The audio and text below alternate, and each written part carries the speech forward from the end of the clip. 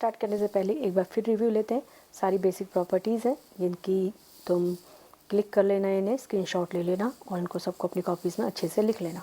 सबसे पहले है आपके पास by angle sum property. By angle sum property में आप देखो कि आपके पास 1 एंगल 2 एंगल 3 तीनों का सम कितना होगा 180। यही आपको समझाया था, इन तीनों का सम 180 होगा। ऐसे ही अगर इनको 1 2 3 नहीं लिखना, angle A angle B angle C लिखना है तो एंगल ए बी सी का सम भी 180 होगा। ये तुम्हें समझा दिया गया है। बाय एक्सटीरियर एंगल प्रॉपर्टी है, इसमें तो एक एंगल बाहर का होता है, ये एंगल बाहर का है और ये दोनों एंगल अंदर के हैं, तो अंदर वाले दोनों एंगलों का सम बाहर वाले एंगल के बराबर होता है। वर्टिकल अपोजिट जो क्रॉस में बनते हैं, जैसे कि ये बने हुए हैं, ये दोनों आपस में क्रॉस में, ये दोनों आपस में क्रॉस में, तो ये इसके बराबर है और ये इसके बराबर है। इसका स्क्रीनशॉट लेके सारा ढंग से इसे लिख लो। नेक्स्ट है तुम्हारे पास बेसिक प्रॉपर्टी ऑफ एंगल्स ही है। ये तुमने अभी सब सीखे हैं, बस वंस अगेन एक बार रिव्यू ले रहे हैं। एंगल 1 और 2 बराबर, एंगल 1 और 2 का प्लस होगा 180, क्योंकि ये लीनियर पेयर हैं। क्यों लीनियर पेयर है? क्योंकि एक ही लाइन में है और दो ही एंगल हैं, तो इसलिए इनको कहते हैं लीनियर पेयर। इनका सम 180 होता है। एक ही लाइन में दो से ज़्यादा होंगे तो उनके लिए लाइन लिखी जाएगी sum of angles on straight line. तो sum of angle on straight line 1 2 3 तीनों का सम 180 होगा। एक ही लाइन में 5 एंगल हैं तब भी उनका सम कितना होगा 180 होगा। एक ही लाइन में 1 2 3 4 एंगल हैं तब भी उनका कितना होगा 180 ही होगा। और लिखने के लिए सबके लिए क्या है, दो से ज़्यादा होंगे, दो होंगे तो लीनियर पेयर रीज़न लिखना पड़ेगा। दो से ज़्यादा होंगे, चाहे वो 3 4 5 6 कितने भी हों, उनके लिए लिखा जाएगा एंगल्स ऑन स्ट्रेट लाइन। क्या लिखा जाएगा? Angles on straight line. ये भी हो गया। अब नेक्स्ट वन तुम्हारे पास है ओनली बिलोंग्स टू जो पैरेलल लाइंस थे। ये सब अच्छे से उतार लेना, अच्छे से इसको ढंग से लिखना और याद कर लेना। सबसे पहले पैरेलल लाइंस में बिलोंग करेंगे। अब जो चार आपको रूल पता चल रहे हैं, इसमें सेम साइड ऑफ ट्रांसवर्सल, एक चीज़ कि ये सेम साइड ऑफ ट्रांसवर्सल है, ये दोनों angle same side of transversal होते हैं। दोनों एंगल पैरेलल लाइंस के अंदर ही होते हैं और इन दोनों का जो रिलेशन होता है वो होता है सम उनका 180 होगा। और इनको कहते हैं को इंटीरियर एंगल, शॉर्ट फॉर्म में कहते हैं CIA। क्या कहते हैं? CIA। नेक्स्ट अब है आपके पास करस्पॉन्डिंग एंगल्स। करस्पॉन्डिंग एंगल भी होते हैं सेम साइड ऑफ ट्रांसवर्सल ही होते हैं। रिलेशन है इक्वलिटी का, बराबर बराबर होते हैं। जैसे ये सेम साइड है 1 और 2, लेकिन एक अंदर और एक बाहर होता है। एक एंगल अंदर होता है और एक पैरेलल लाइंस के, और एक एंगल बाहर होता है पैरेलल लाइंस के। तो ये 3 और 4 भी बराबर है इसी तरह, क्योंकि 3 अंदर है और 4 कहाँ है? बाहर है। ये तो हो गई तुम्हारी बेसिक प्रॉपर्टीज़। बेसिक प्रॉपर्टी जब तक तुम्हें अच्छे से नहीं पता चलेंगी तुम कुछ भी नहीं कर सकते। इनको अच्छे से रट डालो बिल्कुल अच्छे से। नेक्स्ट है ओनली, ये है तुम्हारे आसान है तो सबसे अल्टरनेट एक्सटीरियर एंगल है। ये अल्टरनेट होते हैं यानी कि बाहर होते हैं। तो जैसे अल्टरनेट एक्सटीरियर एंगल का मतलब रिलेशन है दे आर इक्वल हैं और दोनों पैरेलल लाइंस के बाहर हैं। अल्टरनेट एंगल हैं, दोनों बाहर है लेकिन अल्टरनेट साइड में है, यानी कि एक इस साइड में है ट्रांसवर्सल के, एक इस साइड में है। तो ट्रांसवर्सल के दोनों बाहर होते हैं और दोनों ट्रांसवर्सल के एक इस साइड और एक साइड होता है और दोनों पैरेलल लाइंस के बाहर होते हैं। ये हो गए तुम्हारे अल्टरनेट इंटीरियर एंगल। ये अल्टरनेट इंटीरियर एंगल है, ये पैरेलल लाइंस के अंदर होते हैं। ये पैरेलल लाइंस है, ये दोनों ही पैरेलल लाइंस के अंदर हैं, दोनों ही पैरेलल लाइंस के अंदर हैं और दे आर रिलेशन है कि दोनों इक्वल होते हैं। दोनों एंगल्स पैरेलल लाइन के अंदर ही हैं लेकिन अल्टरनेट साइड में है, यानी एक इस साइड में और एक इस साइड में है। यही बेसिक रूल है और ये तुम्हें अच्छे से समझ में आ गए। छोटे छोटे से सम देखो और करते हैं कैसे यूज़ होंगे। अब इनका यूज़ देखो एक्सरसाइज शुरू करने से पहले। तो एक्सरसाइज शुरू करने से पहले हमने इनका यूज़ देखना ज़्यादा अच्छा समझा। तो जैसे एक लाइन में 3 एंगल बन रहे हैं, एक x है, एक 70 है और एक 30 है। देखो तो ये एक एंगल में 3 है तो यानी तीनों को प्लस करके 180 होना चाहिए। लिखते कैसे, सॉल्व कैसे करते हैं वो दिखा रही हूँ। तो sum of angles of straight line, sum of angles of straight line, तो 30 + 70 कितना हुआ 100। ये हो गया यहाँ से यहाँ और इक्वल में 180 लिखेंगे तो x की वैल्यू कितनी आ जाएगी 80। तो छोटे छोटे सम्स हैं जो होने हैं। नेक्स्ट क्वेश्चन है तुम्हारे पास, जैसे ये तुम्हें दे रखा है कि ये एक फॉर्मेशन है, एक तो ये सीधी लाइन है, इस पर एक एंगल x है, एक एंगल y है और एक एंगल 70 और यहाँ 30 है। तो इसमें अब दो प्रॉपर्टी यूज़ होंगी। प्रॉपर्टी इंक्रीज़ होती रहती है धीरे धीरे करके। तो पहले तो x और 30 देखो वर्टिकल अपोजिट बना रहा है, दिख रहा है ऐसे बना रहा है। तो ये इधर और ये तुम्हारा इधर है, देखो वर्टिकल अपोजिट ये x और ये 30 तो इक्वल है। तो सबसे पहले तो x और 30 इक्वल हो गए, तो ये तुम्हारे हो गए वर्टिकल अपोजिट एंगल्स। अब तुम यूज़ करोगे प्रॉपर्टी है जो स्ट्रेट लाइंस में, तुम्हें दिख रहा है कि ये पूरी स्ट्रेट लाइन है और इसमें x है, y है और 70 है। तो यानी कि तीनों एंगल मिला के 180 होंगे क्योंकि sum of angles on a straight line है। तो इन दोनों को तीनों को प्लस कर दो तो y हो गया और x की जगह x की वैल्यू हमने निकाली थी 30 है तो x की वैल्यू कितनी रख दी 30। तो y इक्वल हो गया 180 - 100 यानी कि y की वैल्यू आ गई 80। तो ऐसे x और y फाइंड करने को आएंगे, छोटे छोटे क्वेश्चन हैं ये। नेक्स्ट वन है थर्ड, तुम्हारे पास दिख रहा है कि ट्रायंगल है, तो ट्रायंगल की दो ही प्रॉपर्टी होती है, एक होती है एक्सटीरियर एंगल प्रॉपर्टी, एक होती है एंगल सम प्रॉपर्टी। तो पहले एक्सटीरियर एंगल प्रॉपर्टी देखो, पहले इसमें x प्लस में कोई सी भी लगा सकते हो। देखो इसमें पहले हमने लगाई है x प्लस में 60, यानी कि x प्लस में 60, ये इन दोनों का सम किसके बराबर है, बाहर वाले के बराबर। तो x प्लस में 30 किसके बराबर, 60 किसके बराबर हो गया, 130 के बराबर। तो यहाँ से x की वैल्यू आ गई तुम पे 70।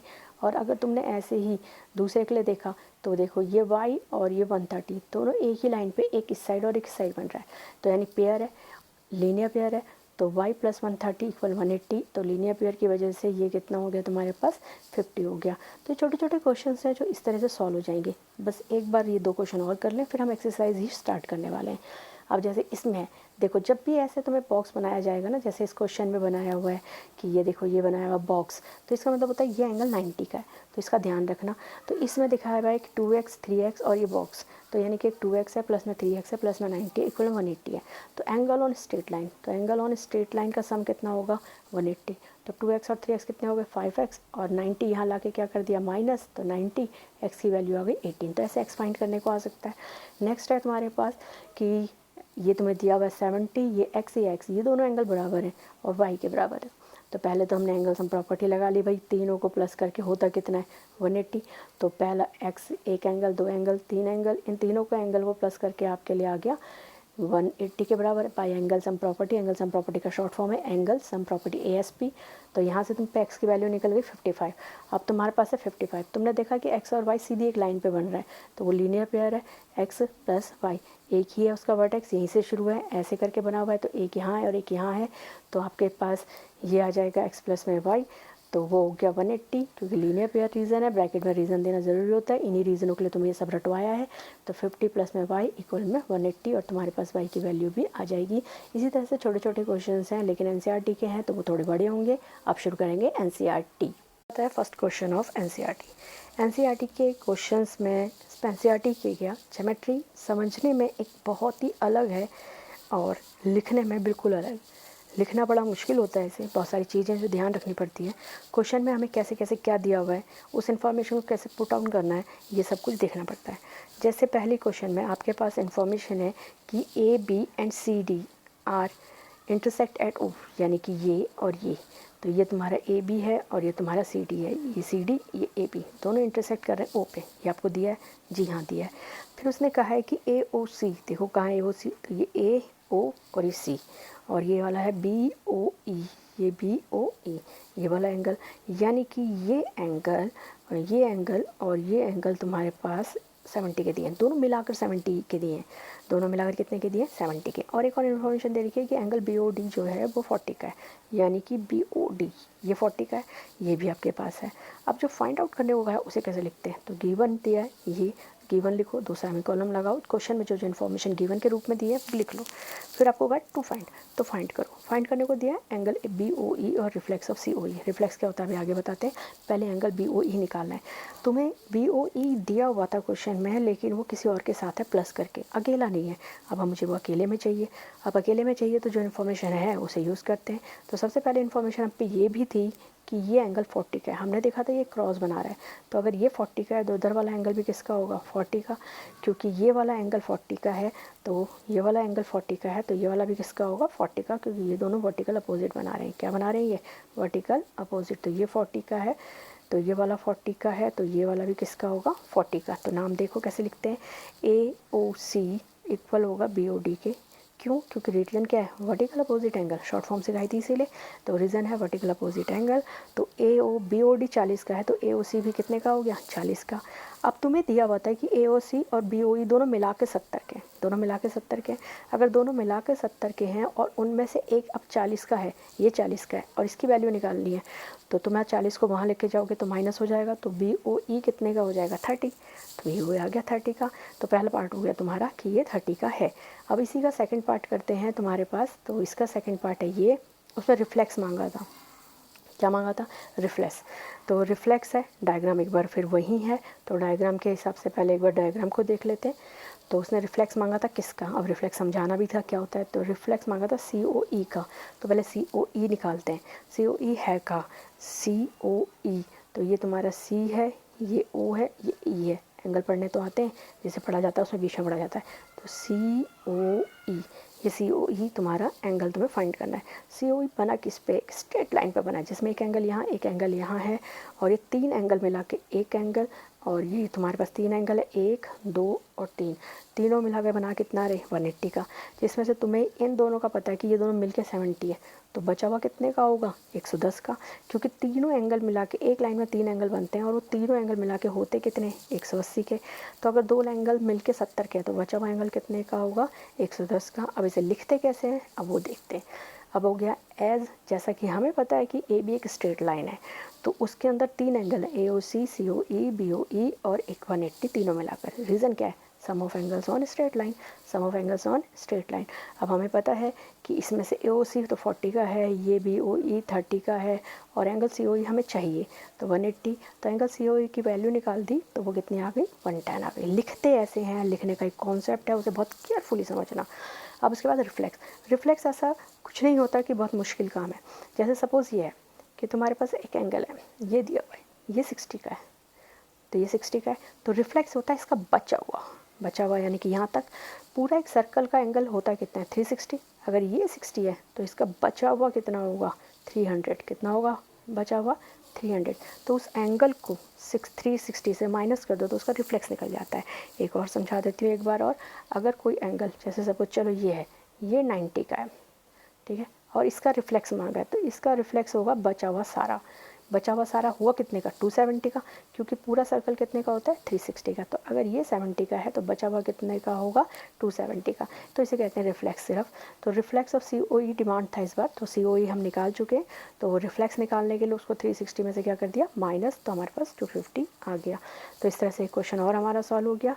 अब नेक्स्ट क्वेश्चन देखते हैं, जो एनसीईआरटी का क्वेश्चन नंबर 2 है। इसमें क्या क्या इन्फॉर्मेशन है? सबसे पहले इसमें इन्फॉर्मेशन है कि एक्स वाई एक लाइन है, तो देखो जी एक्स वाई एक लाइन है। फिर उसने कहा है इंटरसेक्ट एट ओ, कौन इंटरसेक्ट कर रहा है? एम एन भी एक लाइन है, ये एम एन जा रही है, ये एम एन एक जा रही है, ये इंटरसेक्ट कर रही है एट ओ पे, दोनों एक दूसरे को इंटरसेक्ट कर रही है ओ पे। फिर एक और बात दे रखी है कि एंगल पी ओ वाई यानी कि ये और ये मिला के कितना बना रहा है? 90। फिर आपसे ये भी एक इन्फॉर्मेशन है कि ए और बी इन दोनों का रेशो कितना है? 2:3। ये सारी इन्फॉर्मेशन जो आपको दी है उसे इस तरह से सिस्टमेटिकली लिख लो। फाइंड करने को सिर्फ कह रहा है सी फाइंड कर लो, तो करते हैं कोशिश। अब सबसे पहले आपके पास सॉल्यूशन के लिए, जब हमें फाइंड करने को लिखा होता है तो हम सॉल्यूशन लिखते हैं, तो given, to find and solution. तो ए जब भी हमें रेशो में दिया होता है, छोटी क्लासेस में देखा है, जब रेशो में दिया होता है तो हम एक्स के साथ लिखते हैं। तो ए हमारा हो गया 2x और बी हमारा हो गया 3x। एक्स वाई एक स्ट्रेट लाइन है, तो एक्स वाई पे जितने भी एंगल बनेंगे वो सब मिला के होंगे कितने के? 180 के। तो एंगल्स ऑन स्ट्रेट लाइन इसकी प्रॉपर्टी है। ये एंगल्स को शॉर्ट फॉर्म में लिखते हैं, एंगल बना के उसके अंदर एस लिख देते हैं, तो इसे कहते हैं एंगल्स। तो एंगल्स ऑन स्ट्रेट लाइन है, तो आपके पास है ए प्लस में बी, ए प्लस में बी प्लस में 90 इक्वल 180। तो आपने सबकी वैल्यू रख दी। आपके पास है ए की वैल्यू 2x, बी की वैल्यू 3x और 90 वहाँ जाके माइनस, तो यहाँ आ गया 5x इक्वल 90। तो x की वैल्यू आ गई 18, तो x की वैल्यू तो 18 आ गई। अब आपके पास b था क्या? b था 3x और यानी कि 3 × 18 यानी कि 54 आ गया। अब आपके पास b प्लस में c, b प्लस में c, b प्लस में c, देखो ध्यान से एक बार फिर दोबारा डायग्राम में, ये b है, ये c है, दोनों किस पे बने हुए? इस लाइन पे बने हुए हैं। तो ये एंगल बी और ये सी मिलाकर दोनों बना कितना रहे? 180। ध्यान से देख लिया सबने, एक बार फिर देखो, ये दिया हुआ ये वाली लाइन एम एन, ये एम है, ये एन है, और यहाँ पर इतना हिस्सा बी है और इतना हिस्सा क्या है? सी। तो ये सी है और ये बी है, बी और सी तो बन तो एक स्ट्रेट लाइन में ही रहे, तो स्ट्रेट लाइन में बन रहे हैं तो लीन, और 2 ही एंगल बन रहे हैं, तो क्या कहेंगे इसे? Linear pair. तो हमने उसका यूटिलाइज़ कर लिया, तो कि हमने लिखा कि b प्लस में c है कितना? 180। b की वैल्यू कितनी आ गई? 54। c की वैल्यू हमें फाइंड करनी है, तो 54 को वहाँ ले जाके माइनस कर दो, तो 126 हो गया फाइनली। अब करेंगे